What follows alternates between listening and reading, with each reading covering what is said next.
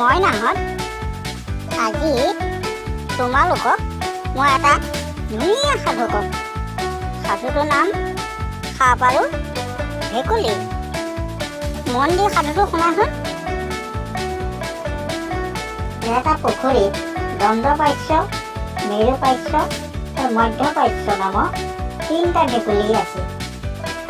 সিহঁতে ৰঙনে পুখুৰীটোত চৰিছিল আৰু মাজে সময়ে নিৰ্দিষ্ট আসনত বহি হাঁহি ধেমালিয়ে কথা পাতিছিল।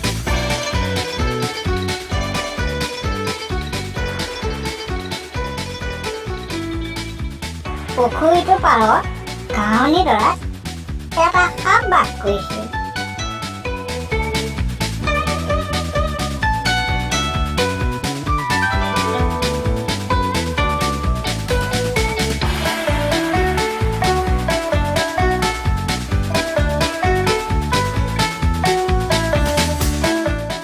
ভেকুলীকেইটা ধৰি খাবলৈ সাপটোৱে বহুতো চেষ্টা কৰিছিল।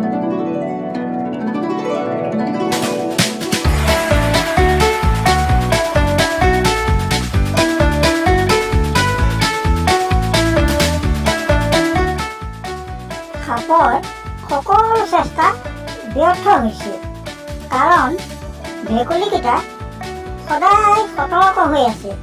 সিহঁতে সাপক দেখিলেই ইটোৱে সিটোক বিপদৰ জাননী দিছিল আৰু পলাই পতং মাৰিছিল।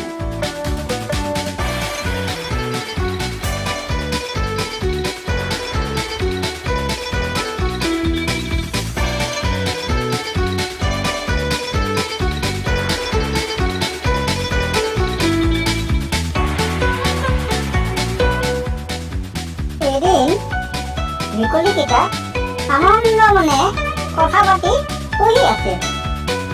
এনেতে দণ্ডপাশ্যই ক'লে, বন্ধু হিৰক বোলে বৰ অসুখ, খবৰ এটা লৈ আহোঁ বুলি ভাবিছোঁ। ভাল কথা, যোৱা, তুমি গ'লে তেওঁ বৰ ভাল পাব।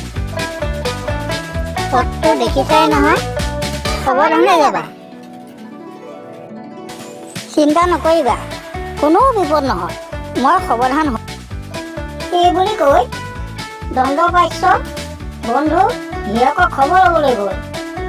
মেৰুপাশ্যই মধ্যপাশ্যক ক'লে, দণ্ডপাশ্য আসনখন দেখিবলৈ বৰ ধুনীয়া নহয়নে? এপাক বহি চাবলৈ মন গৈছে। সঁচাই ধুনীয়া, তোমাৰ যদি ইমান বহিব মন গৈছে বহা, তেওঁতো এতিয়া নাই, বহাত কি আপত্তি আছে?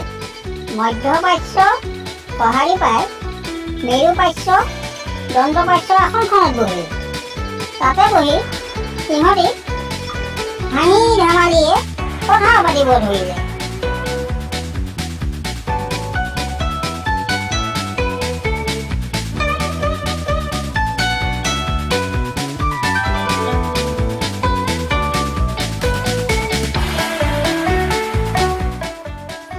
তেনেতে দণ্ডপাশ্য ঘূৰি আহিল। তাৰ আসনখনত মেৰুপাশ্য বহি থকা দেখি তাৰ বৰ খং উঠিল আৰু খঙেৰে সি ক'লে, হিৰকনা, মোৰ আসনত বহিছ কিয়? তোৰ যদি বহিবলৈ ঠাই নাই, সাপৰ পেটত সোমাই নমৰ কিয়? দণ্ডপাশ্য কথাত মেৰুপাশ্যই বৰ আঘাত পালে আৰু নিজৰ আসনলৈ ঘূৰি গ'ল। আনহাতে দণ্ডপাশ্য এটা ঠেং লেঙেৰাই আছিল। সি খোজ কাঢ়োঁতে লেঙেৰাই যায়। সেয়েহে মেৰুপাশ্যই ক'লে, ঐ লেঙেৰা, মোক মৰিবলৈ কোৱাতকৈ তই মৰগৈ যা। এইদৰে লেঙেৰে ভেঙেৰে জীয়াই থকাতকৈ তই সাপৰ আহাৰ হোৱাই ভাল। চাওঁতে চাওঁতে সিহঁতৰ তিৰস্কাৰজনক বাক্য প্ৰকোপ বাঢ়ি গ'ল। খঙত অধীৰ হৈ এবাৰ দণ্ডপাশ্য মেৰুপাশ্যৰ ওপৰত জঁপিয়াই পৰিল।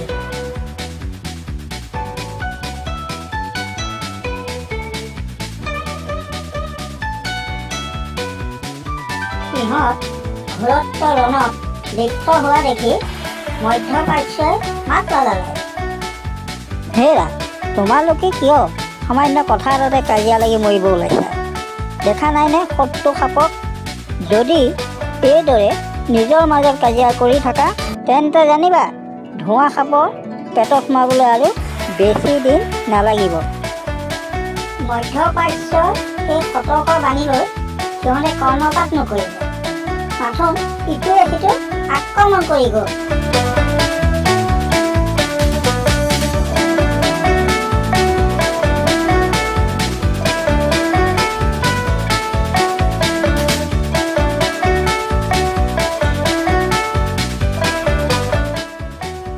ৰূপায়িত হৈ মধ্যপ্ৰাচ্যই পুনৰ ক'লে, য'ত নিজৰ মাজতে মিলা প্ৰীতি নাই তাত বিপদৰো অন্ত নাই।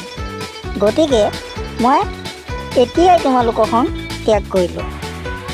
এই বুলি মধ্যপ্ৰাচ্য অন্য এটা পুখুৰীলৈ গুচি গ'ল। আনহাতে দণ্ডপ্ৰাচ্য আৰু মেৰুপ্ৰাচ্যই কাজিয়া কৰি কৰি এটা সময়ত ভাগৰি পৰিল। কোনেও কাকো মাত বোল নকৰা হ'ল। মাথোঁ পৰস্পৰে প্ৰতিশোধ ল'বৰ বাবে ভাবি চিন্তি থাকিল।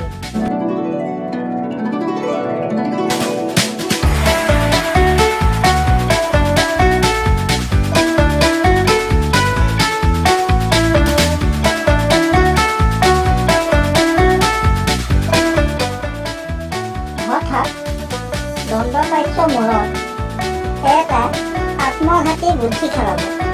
সি ভাবিলে, ইয়াত অকলে বলে নোৱাৰি, সাপৰ লগত মিত্ৰতা কৰি ইয়াক নাশ কৰাই ভাল হ'ব। সেই ভাবি দণ্ডপ্ৰাচ্য গৈ সাপৰ ওচৰ পালেগৈ আৰু ক'লে, মিত্ৰ, তোমাক মই কিছু সহায় কৰিব বিচাৰোঁ।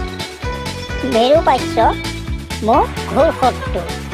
সি ক'ত লুকাই থাকে মই জানো। তাৰ বাওঁ চকুটোও কণা। ব'লা মই তাক দেখুৱাই দিওঁগৈ। দণ্ডপ্ৰাচ্যৰ আত্মঘাতী কথা শুনি সাপৰ মুখত হাঁহি বিৰিঙি উঠিল। সি মনতে আত্মতৃপ্তি লভিলে। ইমান দিনে কষ্ট কৰি ধৰিব নোৱাৰা চিকাৰ আজি নিজেই আহি হাতত ধৰা দিছেহি। সাপে ক'লে, মিত্ৰ, তোমাৰ শত্ৰু নহয় মোৰো শত্ৰু। ব'লা সি ক'ত আছে মোক দেখুৱাই দিয়াগৈ। এতিয়াই তাক মই নিধন কৰিম। সাপৰ কথাত দণ্ডপ্ৰাচ্য অতি আনন্দিত হ'ল। সি গৈ মেৰুপ্ৰাচ্য লুকাই থকা ঠাই সাপক দেখুৱাই দিলে।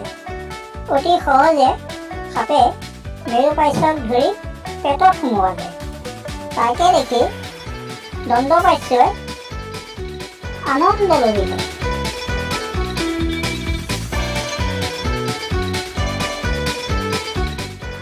তেনেতে সাপে মাত লগালে, দণ্ডপ্ৰাচ্য, তোমাৰ শত্ৰু এতিয়াও শেষ হোৱা নাই।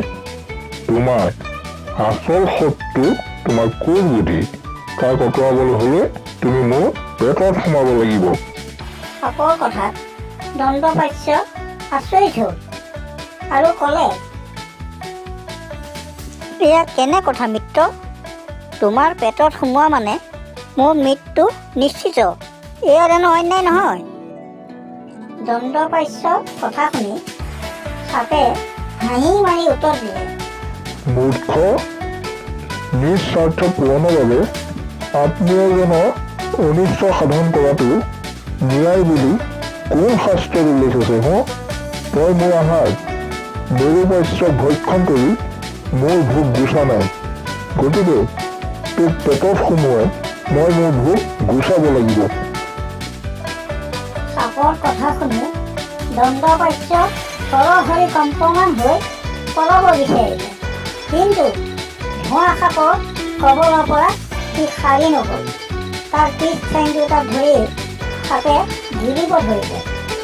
সাপৰ মুখত সোমাই দণ্ডপ্ৰাচ্যই অনুশোচনা কৰি কৈ উঠিল, মধ্যপ্ৰাচ্য, তুমি ঠিকেই কৈছিলা। নিজৰ মাজত দ্বন্দ্ব কৰি আজি মই শত্ৰু মুখত নিজেই ধৰা দিলোঁ। হাই হাই হাই, সঁচায়ে মই এটা মহামূৰ্খ। সেয়েহে জ্ঞানীসকলে কয় দণ্ড লাগি হৰে সুখ, শত্ৰুপক্ষ ভৰে মুখ।